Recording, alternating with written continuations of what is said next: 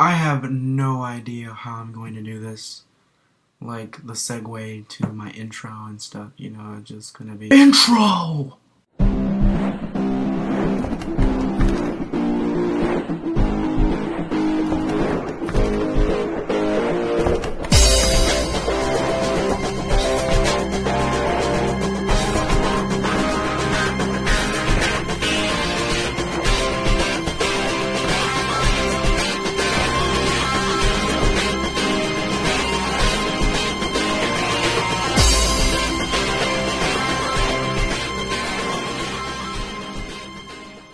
Hey guys, and welcome to Romero Movie Reviews, the show where I review movies whether they be good or bad. As always, try to keep it good on this show. In my show, I'm going to be reviewing none other than Real Steel, the movie starring Hugh Jackman. Now in this review, I'm just going to be telling you guys the plot, what I think about it, and my rating of the film. So now we're going to talk about the plot of the movie, which is pretty simple. It's just basically about Hugh Jackman's character, who was a former boxer, and now he's kind of hit the bottom of the heap. He's kind of no longer in his prime, because he's in the future in which human boxing is obsolete, and now robots are used to box instead.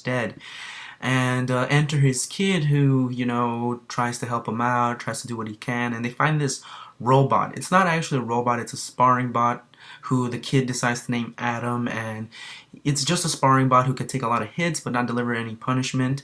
And the kid gets an idea in which he decides, you know what, Dad, why don't you train him? Why don't you teach him how to box? You know, you're a former boxer, teach him how to fight. And so it happens in which, you know, Hugh Jackman actually trains this robot how to box and how to fight, and it's pretty interesting how they win all of their matches and, you know, everything. It turned out to be pretty good plot, pretty simple to follow. Now, my point of view of the movie, or basically what I thought of it, is it surprised me a lot.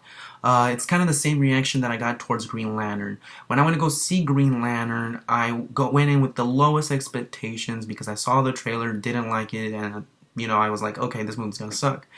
And when I finished watching Green Lantern, I ended up actually liking it and finding out it was a pretty fun, enjoyable film. And the same feeling goes into Real Steel. I went into this movie not expecting to like it because I saw the trailer. I was like, I'm not feeling it that much.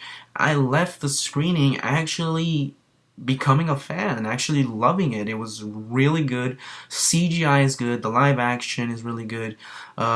The fighting sequences are so incredible. These robots look amazing. I mean, it's awesome how they're able to mix in, because there are live action robots. They're actually real robots that they made for this movie, and they mix the live action robots with these CGI robots, so it's really cool to see that. The acting is so-so. It's not, you know, big over the top acting, but it's okay. It's withstandable throughout the film. It's really fun and enjoyable. Definitely a movie that is worth your time. Now it's time for my rating. What do I give Real Steel? I think I'm gonna have to give this movie a nachos rating, because even though it's not a movie that I anticipated or was excited for, you know, I still think it was a movie that still did good on its own, still did very well. I love the story, I love the visual effects, I love the fighting sequences. If I had seen it in 3D in the screening, I would say go see it in 3D. I bet it's gonna be good in 3D.